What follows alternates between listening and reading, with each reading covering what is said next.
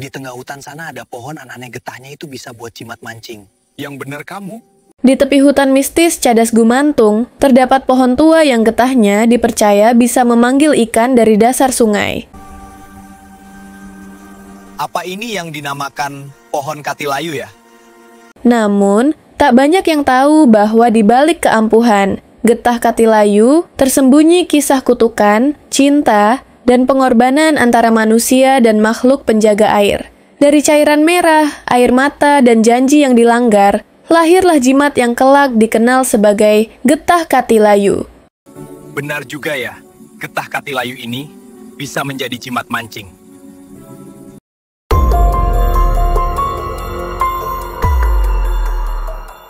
Di sebuah desa terpencil bernama Karanglayu, terdapat hutan lebat yang selalu diselimuti kabut. Hutan itu dikenal sebagai Cadas Gumantung, tempat di mana pepohonan tumbuh aneh dan burung-burung jarang berkicau. Di tengah hutan itu berdiri satu pohon raksasa bergetah merah, bening seperti darah. Penduduk desa menyebutnya pohon katilayu. Mereka percaya, siapapun yang menoreh batangnya tanpa izin akan tertimpa sial. Namun, tidak semua orang takut.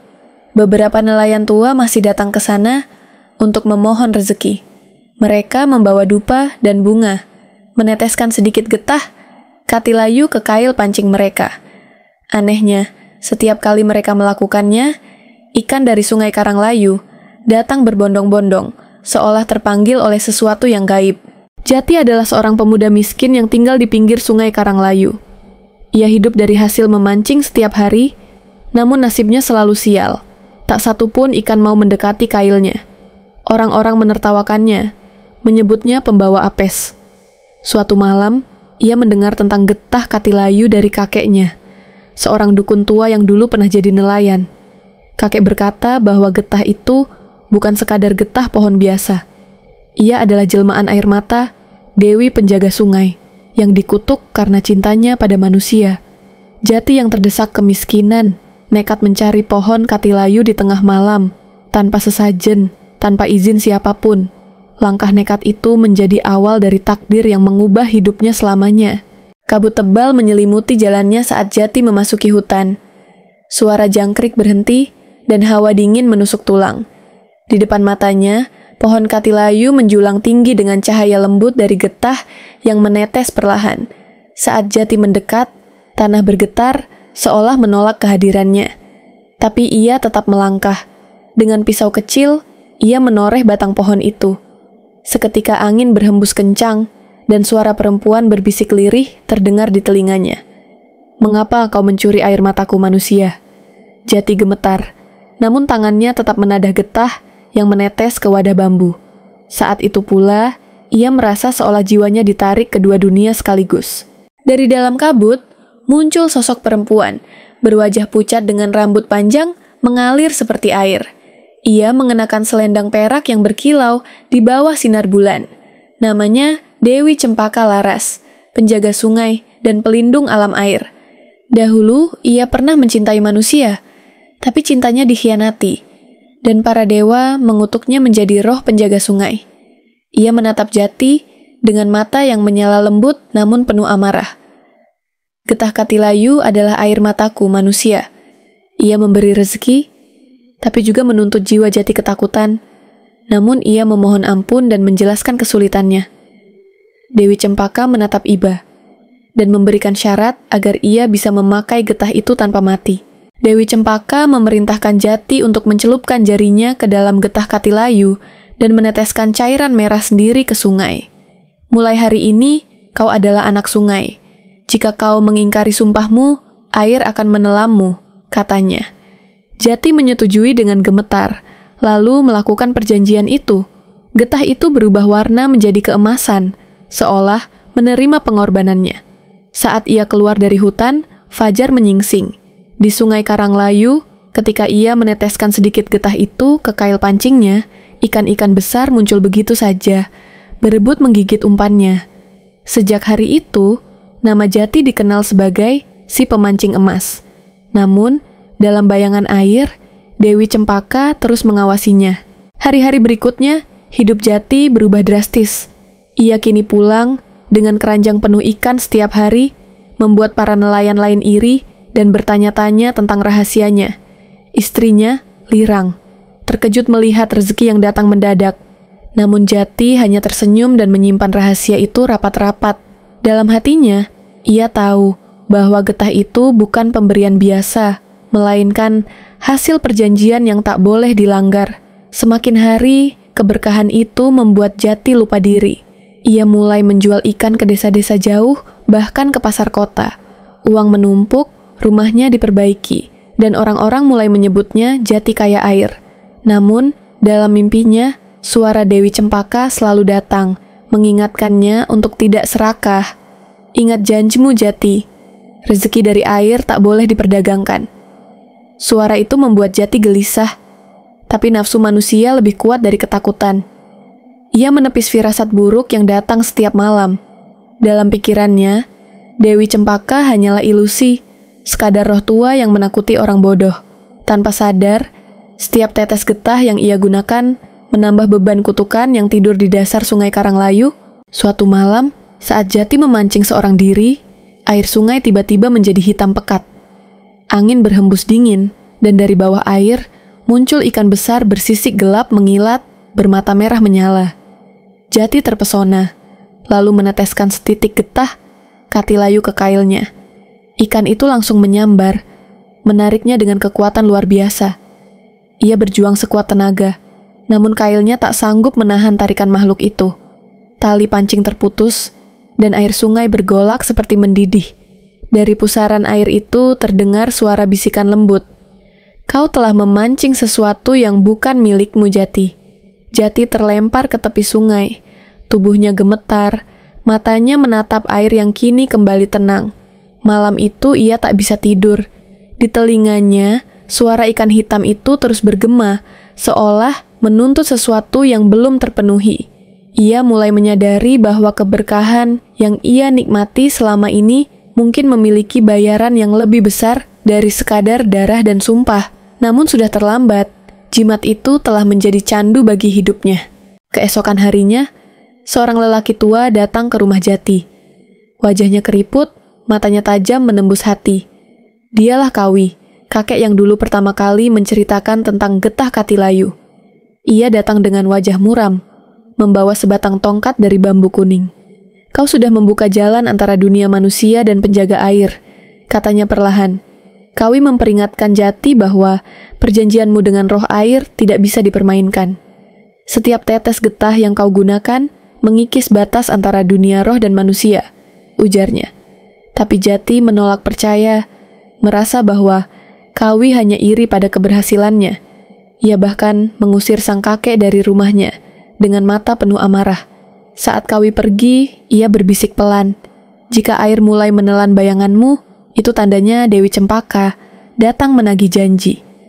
Kata-kata itu terngiang di telinga Jati, menimbulkan ketakutan yang tak bisa dijelaskan. Malam itu, saat ia memandangi permukaan sungai, bayangannya tampak goyah, dan mata merah kecil muncul di balik air yang tenang. Sejak kejadian itu, Jati berubah menjadi pemarah dan pendiam. Ia jarang berbicara pada istrinya, Lirang, dan sering melamun di tepi sungai hingga larut malam. Lirang merasakan sesuatu yang aneh. Setiap kali Jati pulang memancing, tubuhnya basah meski tak turun ke air, dan matanya tampak kosong. Dalam tidurnya, ia sering menyebut nama Cempaka dengan nada lirih penuh rindu. Suatu malam, Lirang mengikuti Jati secara diam-diam ke tepi sungai. Ia melihat suaminya berdiri di atas batu besar, meneteskan getah Katilayu ke permukaan air. Dari dalam sungai muncul sosok perempuan berwajah indah, Dewi Cempaka Laras.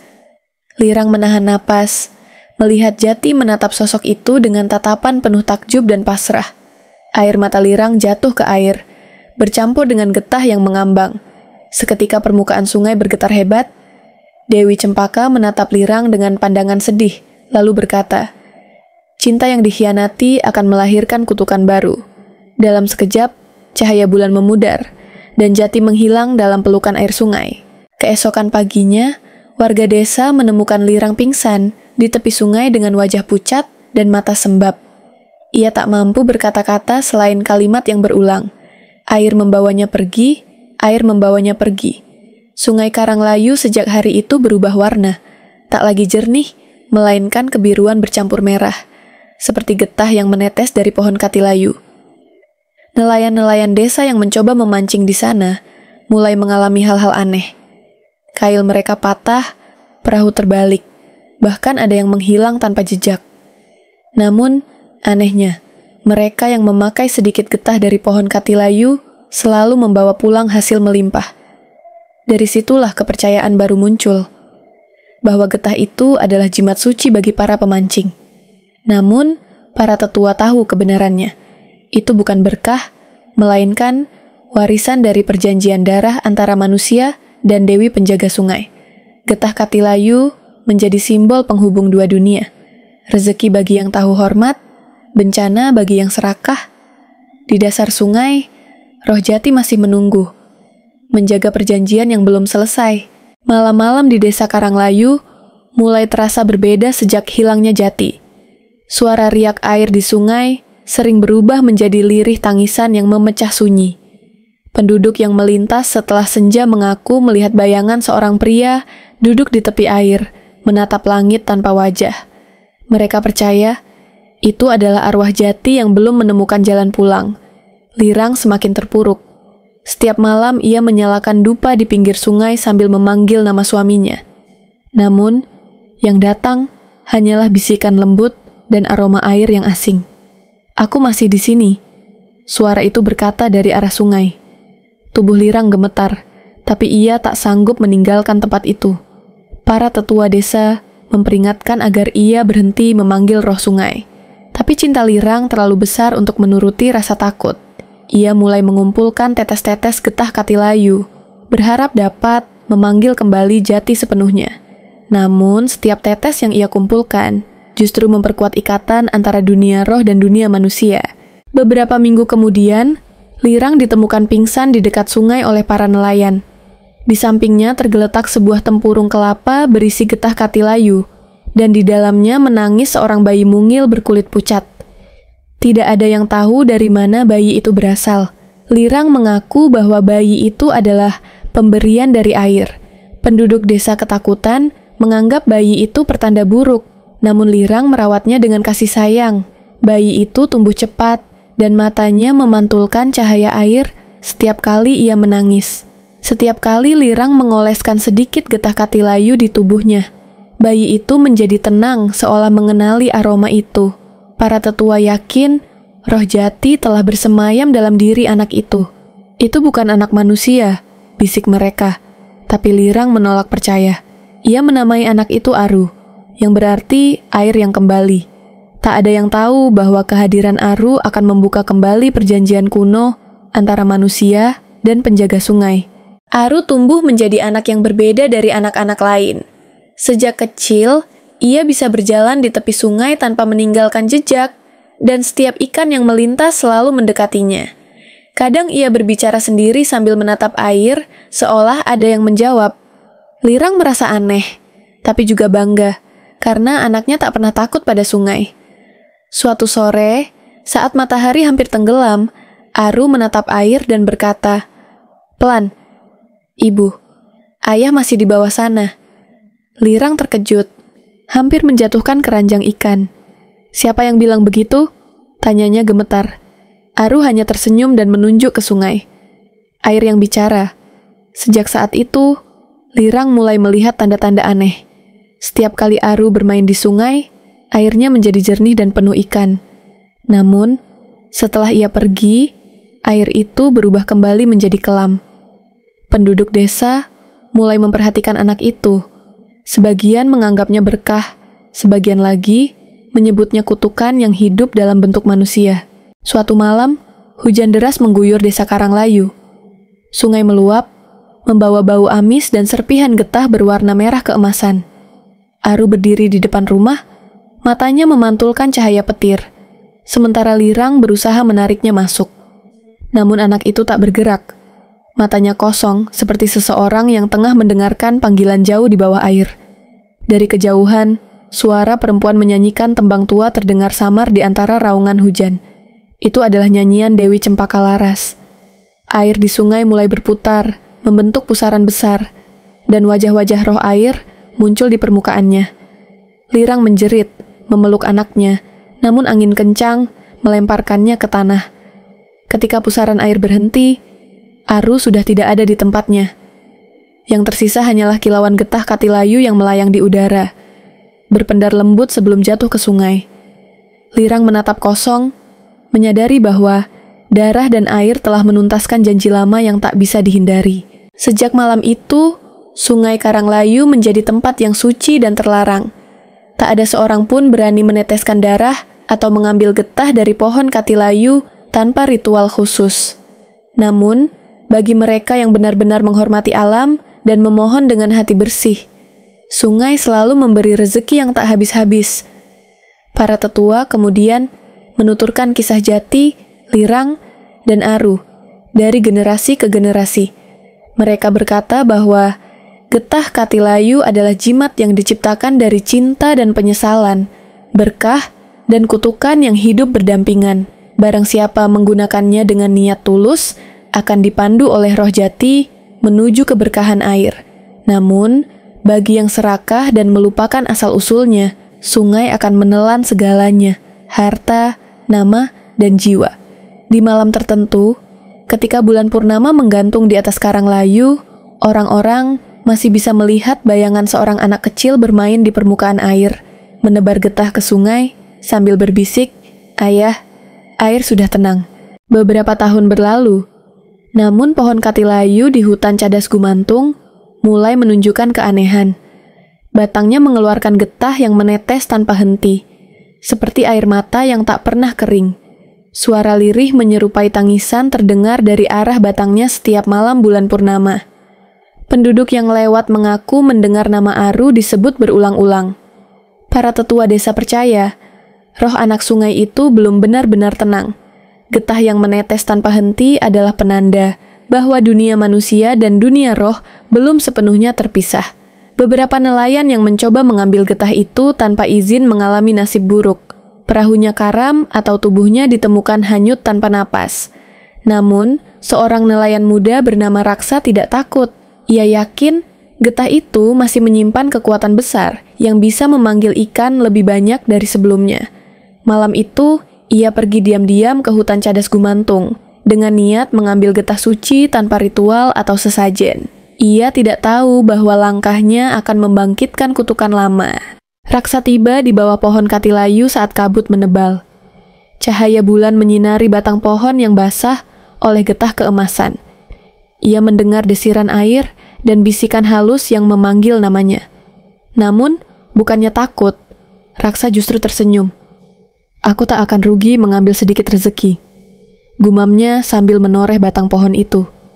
Begitu pisau menyentuh kulit pohon, tanah bergetar hebat. Angin berhembus, membawa aroma amis dan wangi bunga melati.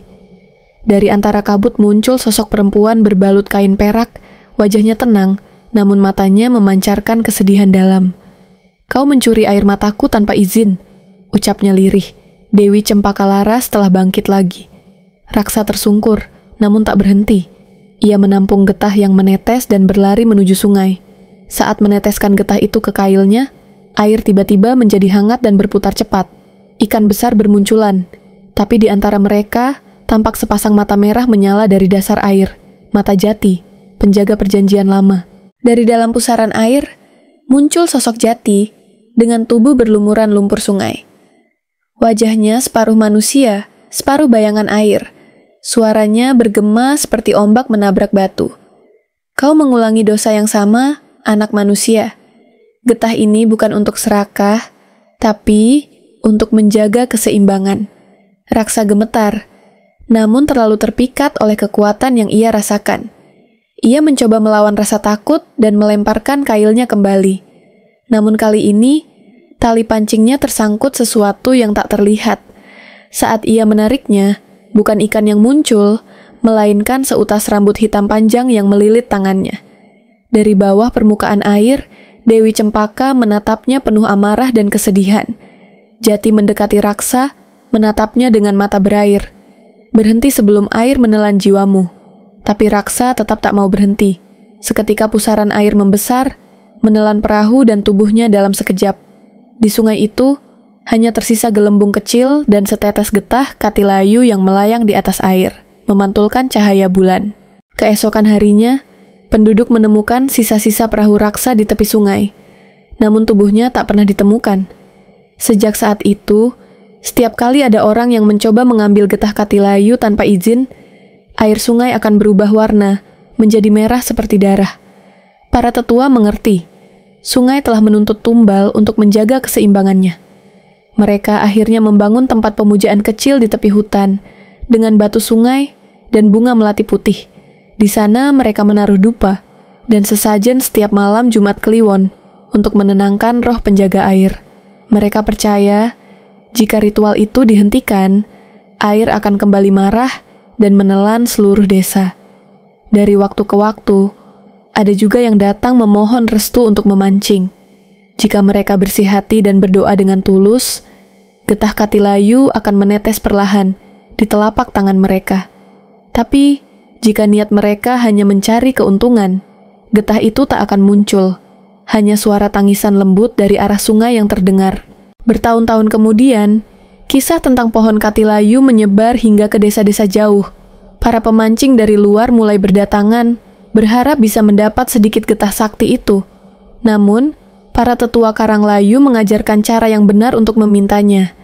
Dengan hati bersih, sesaji bunga melati, dan niat mencari rezeki, bukan keserakahan.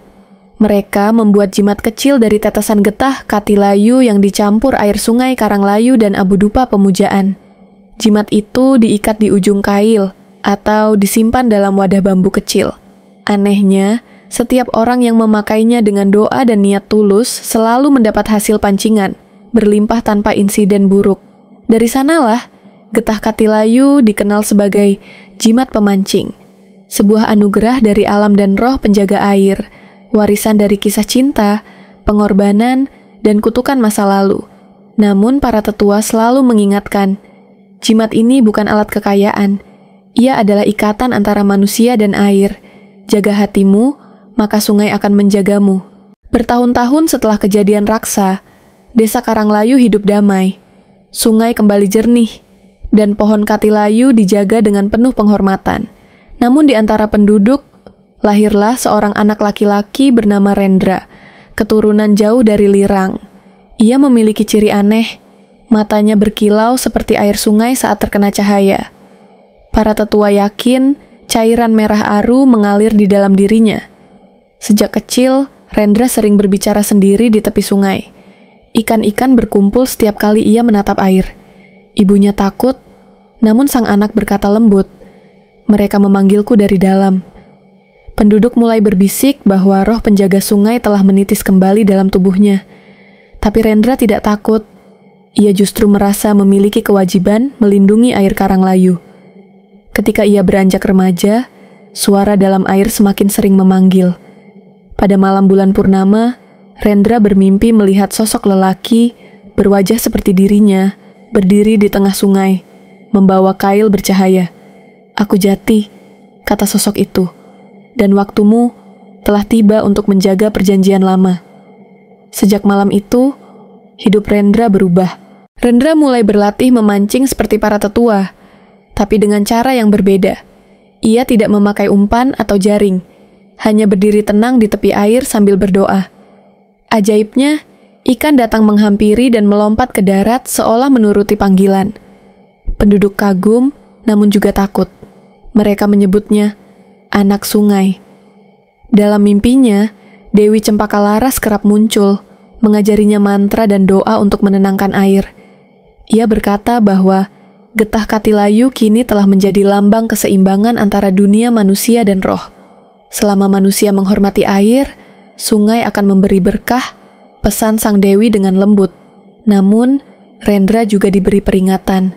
Bila manusia mulai tamak dan memperjualbelikan getah suci itu, maka roh air akan bangkit lagi menuntut tumbal. Ia menyadari bahwa tugasnya bukan hanya sebagai pemancing, tapi sebagai penjaga warisan yang telah dijaga turun-temurun sejak Jati dan Aru. Waktu berlalu, dan nama Rendra menyebar ke seluruh daerah. Banyak orang datang untuk melihatnya memancing tanpa kail, hanya dengan doa. Di antara mereka ada para saudagar yang ingin membeli rahasianya, bahkan menawarkan emas dan perak untuk setetes getah Katilayu. Tapi Rendra menolak, karena ia tahu getah itu bukan untuk dijual. Namun, tidak semua orang memiliki niat bersih. Beberapa pemuda desa mencoba menebang cabang pohon Katilayu secara diam-diam untuk dijual keluar daerah. Malam itu, suara petir menyambar meski langit cerah, dan salah satu dari mereka ditemukan pingsan di tepi sungai dengan tubuh dingin seperti batu. Keesokan harinya, Rendra menemukan batang pohon Katilayu mengeluarkan getah berwarna hitam. Ia tahu pertanda itu, roh air mulai marah. Ia segera melakukan ritual pemurnian di sungai, membakar dupa, dan melantunkan mantra warisan dari Dewi Cempaka Laras. Namun bisikan di dalam air kini terdengar lebih berat, seolah roh jati pun gelisah. Malam itu, Rendra kembali bermimpi. Ia berdiri di tengah pusaran air yang bercahaya, dan dari kedalamannya muncul sosok jati serta Dewi Cempaka berdampingan. Wajah mereka tampak sedih. Keseimbangan mulai terganggu lagi, ujar Dewi Cempaka. Getah suci sedang disalahgunakan oleh manusia. Jati menatap Rendra dengan mata teduh. Keturunanku, jangan biarkan air kembali menjadi kuburan. Arahkan manusia untuk menghormati sungai, bukan menaklukkannya. Rendra berlutut, berjanji menjaga perjanjian lama. Dewi Cempaka lalu meneteskan setitik getah ke tangannya. Getah yang berwarna keemasan, berdenyut seperti hidup. Ketika Rendra terbangun, di telapak tangannya benar-benar ada getah yang bersinar lembut. Ia menyadari itu adalah tanda bahwa dirinya kini telah resmi menjadi penjaga baru Sungai Karanglayu. Namun, tugas itu bukan kehormatan, melainkan ujian panjang antara nafsu manusia dan kesucian alam. Rendra mengumpulkan seluruh warga desa di tepi sungai pada malam berikutnya. Ia menjelaskan bahwa sungai telah memberi peringatan, dan jika keserakahan terus dibiarkan, seluruh desa akan ditelan air seperti pada masa leluhur. Penduduk terdiam, lalu satu persatu menunduk dalam rasa bersalah. Mereka sepakat melakukan ritual penebusan.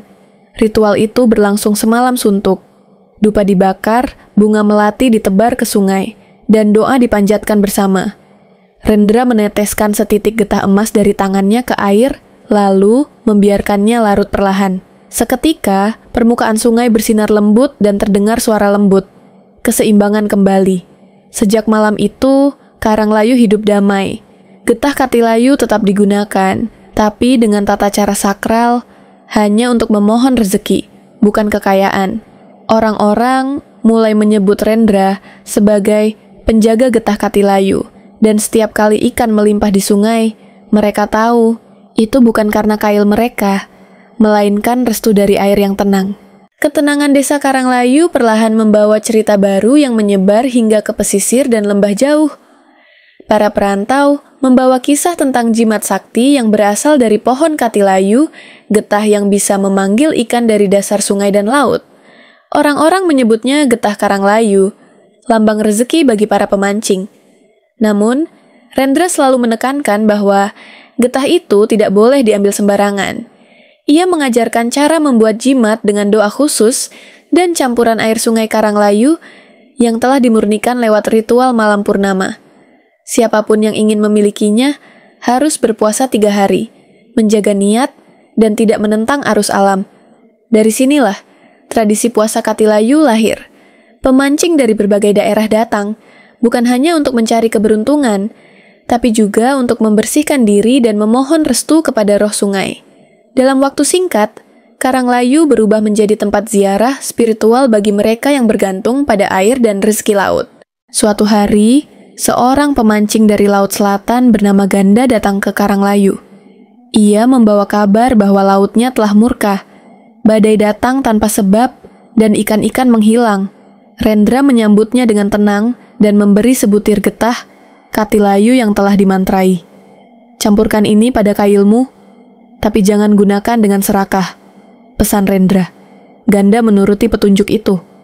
Saat kembali memancing di laut, hasil tangkapannya luar biasa. Ikan datang dari segala arah, bahkan perahu lain pun ikut kecipratan rezeki. Namun, suatu malam, ganda lupa berdoa dan mulai menjual jimatnya pada pemancing lain dengan harga tinggi. Air laut tiba-tiba berubah dingin, dan badai datang menggulung perahunya. Hanya jimat Katilayu yang ditemukan terdampar di pantai masih bersinar samar. Penduduk yang menemukannya lalu menyimpannya di pura laut dan menamai tempat itu Pantai Katilayu. Sejak saat itu, jimat tersebut dianggap hidup, menolak pemilik yang tamak, dan memberi berkah hanya pada mereka yang rendah hati. Rendra merasa tanggung jawabnya semakin berat. Ia tahu bahwa kekuatan getah Katilayu kini telah menyebar jauh dari Karanglayu, dan tidak semua orang menggunakannya dengan niat yang benar. Ia lalu menulis sebuah doa panjang, disebut mantra penjaga air, untuk menuntun para pemancing menghormati alam. Mantra itu berisi permohonan agar sungai dan laut tetap memberi rezeki tanpa membawa bencana. Setiap baitnya memuliakan air sebagai sumber kehidupan dan tempat kembali semua jiwa. Air adalah ibu, tulis Rendra, yang memeluk kita sejak lahir dan menunggu kita saat mati. Mantra itu kini menjadi bagian dari tradisi para pemancing Katilayu. Rendra mengajarkan bahwa jimat hanyalah perantara, yang sejati adalah hubungan manusia dengan alam dan kesucian hati. Bukan kail yang memanggil ikan, katanya, melainkan rasa syukur yang membuat alam memberi. Kata-kata itu terus diingat oleh generasi pemancing setelahnya. Pada suatu malam purnama, setelah bertahun-tahun menjaga sungai, Rendra bermeditasi di bawah pohon Katilayu. Angin malam berembus lembut, membawa wangi melati dan suara gemericik air. Ia tahu waktunya hampir tiba. Dalam diam, ia menatap getah yang menetes perlahan, membentuk pola cahaya di tanah. Dari arah sungai, muncul dua sosok bercahaya, Jati dan Dewi Cempaka Laras. Mereka menatap Rendra dengan senyum damai. Kau telah menepati janji, penjaga terakhir dari garis keturuan air, kata Dewi Cempaka. Rendra menunduk, lalu meneteskan air mata yang jatuh bersatu dengan getah di tanah. Cahaya itu menyelimutinya. Keesokan harinya, penduduk menemukan hanya pakaian Rendra tergantung di dahan pohon Katilayu. Tidak ada jasad, tidak ada jejak. Namun, air sungai hari itu mengalir sangat jernih, memantulkan pelangi kecil di permukaannya. Para tetua berkata, Rendra telah kembali ke asalnya, menjadi bagian dari air yang dijaganya. Sejak hilangnya Rendra, pohon Katilayu tak lagi meneteskan getah setiap hari. Hanya pada malam bulan purnama tertentu, getah itu muncul dalam tetes keemasan yang sedikit, cukup untuk satu jimat. Para tetua menjaga tradisi agar tidak ada yang serakah atau menjualnya. Getah itu kini dianggap suci, simbol keseimbangan antara manusia dan alam. Para pemancing dari seluruh negeri datang membawa persembahan, bunga melati, air sungai, dan dupa. Mereka tak hanya meminta rezeki, tapi juga ketenangan hati, karena di balik legenda getah Katilayu tersimpan pelajaran tentang kesetiaan, cinta, dan pengorbanan, bahwa air bukan hanya sumber hidup, tapi juga cermin jiwa manusia. Kini, setiap kali seseorang meneteskan getah Katilayu ke kailnya, ia tak hanya memohon ikan datang, tetapi juga memanggil keberkahan dari mereka yang dulu berkorban. Dari Jati, Lirang, Aru, hingga Rendra, penjaga air yang hidup di antara dunia manusia dan dunia roh, selamanya menjaga keseimbangan. Tahun demi tahun berlalu, dan kisah tentang getah Katilayu menyebar melampaui batas Karanglayu. Para pelaut dari utara, nelayan dari selatan, dan pemancing dari barat mulai mengenal nama itu sebagai simbol keberkahan air. Mereka percaya, siapapun yang memakai jimat Katilayu dengan hati suci akan selalu membawa hasil melimpah. Di pasar-pasar pesisir, cerita tentang jimat ini diceritakan ulang dalam berbagai versi. Ada yang bilang getahnya berasal dari pohon surga. Ada pula yang percaya itu air mata Dewi Sungai. Namun, inti kisahnya tetap sama, bahwa keberuntungan sejati datang dari keseimbangan antara niat dan alam. Para penutur tua menjaga cerita ini dalam kidung dan mantra. Saat malam nelayan tiba, Malam ketika laut dianggap terbuka untuk doa, mereka melantunkan kisah Rendra dan Cempaka Laras diiringi bunyi ombak. Legenda itu hidup, berdenyut di antara angin, air, dan jiwa manusia yang mencari rezeki. Pada suatu tahun kemarau panjang, Sungai Karanglayu mulai surut. Pohon katilayu tampak layu, dan getahnya tak lagi menetes. Penduduk cemas, karena mereka percaya itu pertanda roh penjaga air sedang murka. Para tetua memanggil anak muda bernama Sura untuk menjaga pohon itu selama 7 malam 7 hari. Pada malam ke-7, Sura bermimpi melihat Rendra datang dari air, membawa kendi berisi cahaya biru. Air tak pernah mati, kata Rendra. Ia hanya menunggu manusia sadar akan keserakahannya. Ketika Sura terbangun, ia melihat pohon katilayu meneteskan getah berwarna keemasan, memancar lembut di bawah sinar bulan. Penduduk pun bersyukur, melakukan upacara kecil di tepi sungai. Mereka menyebut kejadian itu sebagai tangis katilayu, air mata alam yang kembali menghidupkan harapan. Sejak saat itu, setiap kemarau datang, mereka menyiram pohon itu dengan air sungai, tanda kasih antara manusia dan alam. Beberapa tahun kemudian, datang seorang pertapa tua dari timur bernama Ki Barata. Ia mendengar tentang keajaiban pohon katilayu dan ingin melihat sendiri asal kekuatannya. Dengan langkah perlahan, ia berjalan menyusuri sungai, lalu berhenti di depan pohon besar itu sambil menunduk hormat. Getah ini bukan hanya untuk manusia, katanya pelan, tapi untuk menyeimbangkan roh air dan roh bumi. Ia kemudian menancapkan tongkatnya ke tanah dan membaca doa panjang dalam bahasa kuno. Tanah di sekitar pohon bergetar, dan udara seolah dipenuhi aroma dupa dan wangi bunga liar. Sejak saat itu, air sungai Karanglayu tak pernah meluap atau mengering. Getah katilayu menetes teratur, seolah menjaga keseimbangan. Para pemancing yang datang tak hanya membawa kail, tapi juga persembahan sederhana, air, bunga, dan niat tulus. Ki Barata lalu menghilang di tepi sungai, konon berubah menjadi roh penjaga arah timur. Suatu malam, di laut selatan, para nelayan melihat cahaya hijau menari di permukaan air. Ombak menjadi tenang, dan ikan-ikan besar berenang ke arah perahu mereka. Salah satu nelayan berbisik, "Itu tanda dari katilayu. Alam sedang memberkati kita." Mereka pun menurunkan kail yang dilapisi sedikit getah sakral. Dalam sekejap, hasil tangkapan melimpah. Namun salah satu nelayan muda, Lango, mengambil lebih banyak dari yang ia butuhkan. Ketika ia hendak kembali ke darat, langit mendung dan ombak tinggi mengamuk. Ia menjerit meminta ampun dan melempar jimatnya ke laut. Ajaib, badai pun reda. Sejak malam itu, Laut Selatan dikenal memiliki arus katilayu, tempat para nelayan berdoa sebelum berlayar. Mereka percaya bahwa roh penjaga air selalu mengawasi, memberi rezeki bagi yang cukup, dan peringatan bagi yang rakus. Laut dan sungai kini bersatu dalam satu napas legenda. Untuk mengenang semua kisah itu, para tetua Karanglayu menetapkan sebuah upacara tahunan bernama Ritual Air dan Getah. Diadakan setiap bulan purnama pertama setelah panen, penduduk berkumpul di tepi sungai membawa kendi berisi air dari rumah masing-masing. Semua air itu disatukan di bawah pohon katilayu. Mereka membaca doa, menyanyikan kidung lama tentang Jati, Rendra, dan Dewi Cempaka Laras. Setelah itu, mereka meneteskan sedikit getah katilayu ke sungai, sebagai simbol mengembalikan berkah ke sumbernya. Tidak ada yang diperjualbelikan, karena bagi mereka, getah ini bukan barang, melainkan anugerah. Pada akhir upacara, tetua desa berkata, "Selama air masih mengalir dan manusia tahu bersyukur, getah katilayu akan tetap hidup."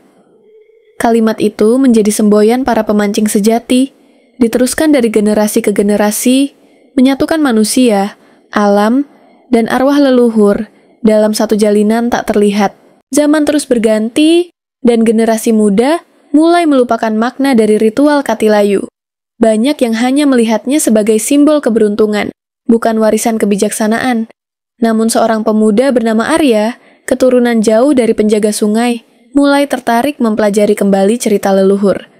Ia menggali naskah lama peninggalan Rendra dan menemukan doa mantra penjaga air yang nyaris terlupakan. Arya memutuskan untuk menghidupkan kembali ritual itu dengan cara yang sederhana, membersihkan sungai dari sampah dan menanam kembali pohon katilayu di tepian air. Warga awalnya menertawakannya, tapi perlahan mereka ikut membantu. Sungai yang dulu keruh kini kembali jernih. Air mengalir tenang, dan ikan mulai bermunculan lagi. Di mata para tetua, Arya bukan sekadar pemuda. Ia adalah titisan semangat Rendra, penjaga air masa kini. Suatu malam, saat memeriksa pohon katilayu muda, Arya melihat sesuatu aneh. Tetesan getahnya berpendar lembut, membentuk cahaya biru di tangan. Ia teringat cerita tentang Dewi Cempaka Laras, dan tanpa sadar, ia berdoa dalam hati memohon petunjuk. Angin malam berhembus lembut, membawa bisikan halus dari arah sungai. Getah ini bukan untuk memancing ikan, suara itu berkata, tetapi untuk memancing kesadaran. Arya tersentak, memahami makna terdalam jimat katilayu. Bukan alat mencari hasil, melainkan pengingat agar manusia menghormati keseimbangan alam. Keesokan harinya, ia menulis di batu besar di tepi sungai. Yang menetes dari katilayu bukan rezeki, tapi pelajaran bagi yang mau mendengar. Sejak itu, banyak peziarah datang, bukan untuk meminta kekayaan, tapi untuk menenangkan diri dan memohon keseimbangan batin. Beberapa tahun kemudian, badai besar melanda pantai selatan. Air laut naik hingga hampir menenggelamkan desa pesisir. Arya dan penduduk Karanglayu datang membawa air dari sungai suci mereka, mencampurkannya ke laut sambil membaca doa. Ajaib, ombak mulai mereda perlahan. Para nelayan bersujud dan di cakrawala tampak sinar lembut menyerupai dua arwah. Rendra dan Dewi Cempaka Laras berjalan di atas air, menyatukan dua dunia yang dulu pernah terpisah. Mereka berkata, air laut dan sungai kini bersaudara kembali, selama manusia tak memutuskan ikatannya. Sejak peristiwa itu, setiap tahun diadakan Hari Air Menyatu, di mana para nelayan dan pemancing membawa air dari berbagai sumber untuk disatukan di laut. Tradisi ini menjadi pengingat bahwa manusia hanyalah bagian kecil dari siklus besar kehidupan alam. Waktu terus berjalan, dan legenda getah katilayu menjadi bagian dari budaya Nusantara. Di beberapa daerah, jimatnya masih dibuat dari getah pohon asli, disertai doa-doa lama. Di tempat lain, bentuknya berubah menjadi simbol di kalung, cincin, atau bahkan lukisan di perahu. Namun nilai yang diwariskan tetap sama, keseimbangan, kesucian hati, dan rasa syukur terhadap alam. Para nelayan mengajarkan kepada anak-anak mereka bahwa rezeki bukan hanya ikan, melainkan kedamaian yang datang saat air, tanah, dan angin berjalan seirama.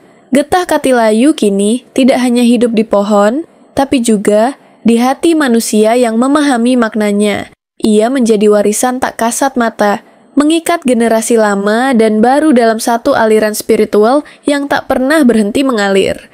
Pada malam purnama ke-100, sejak hilangnya Rendra, pohon katilayu tua di Karanglayu kembali meneteskan getah berwarna emas terang. Cahaya itu begitu kuat, hingga menerangi seluruh sungai. Orang-orang datang, berlutut, dan menangis haru menyaksikan keajaiban itu. Dari dalam cahaya, muncul bayangan samar seorang lelaki dengan tongkat bambu. Wajahnya mirip Rendra muda. Ia tersenyum dan berkata, selama manusia menjaga air dan tidak serakah, getah ini akan terus hidup. Setelah itu, cahaya menghilang, meninggalkan aroma melati yang lembut.